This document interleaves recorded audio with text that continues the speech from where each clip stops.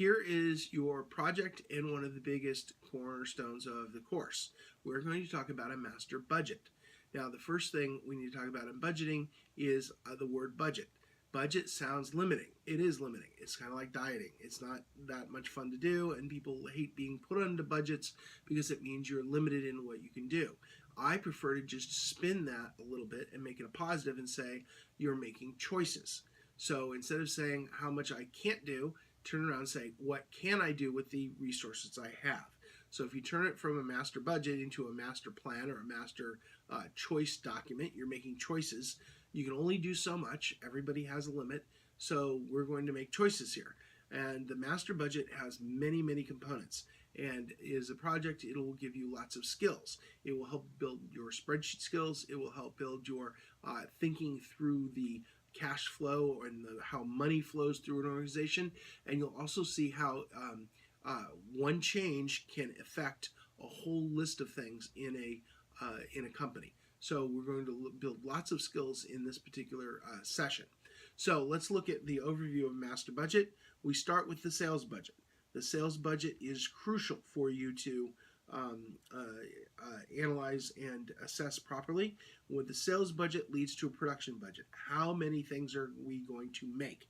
You project your sales, and it leads to a production budget. And of course, we have an ending inventory budget. In other words, how much inventory after the sales period do we want to have left over? So we need that. In addition to the sales budget leads to a selling and administration budget.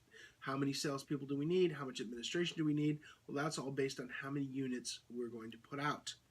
The production budget itself breaks into three pieces. As you will imagine, it has a direct materials budget. How much material do we need to produce these widgets that we're making? How much labor, direct labor budget, how much labor do we need?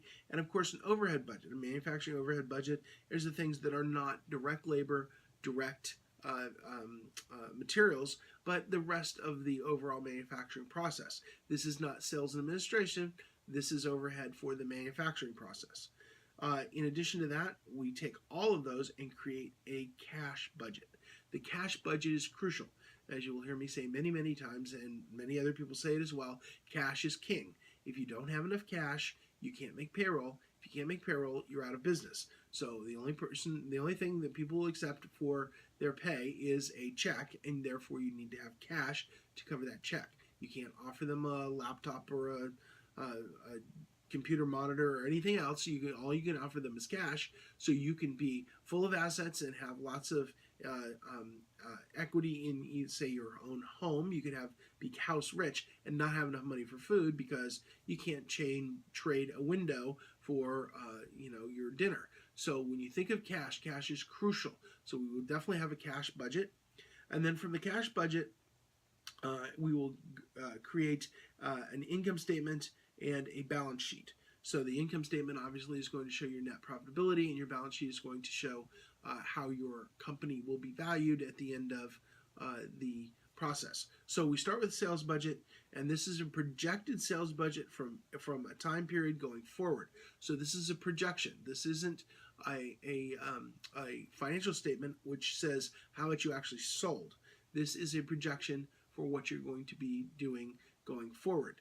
And each one of these sections, we will have a sales budget, an ending inventory budget, a production budget, selling administrative budget, direct materials, direct labor, manufacturing overhead budget, cash budget, and income and balance sheet are all budgeted. Each one of those is a separate table in your spreadsheet. So you're going to end up with 1, 2, 3, 4, 5, 6, 7, 8, 9 tables, actually 10 tables that will compose your project. In addition to that, there will be a little twist in your project because one sales forecast won't cut it. You're going to have to bracket them into different forecasts. So you'll have quite a few tables in your final project. So it's important that you walk through these next steps with us as we start walking through how to create each one of these tables. We're going to start with the sales budget.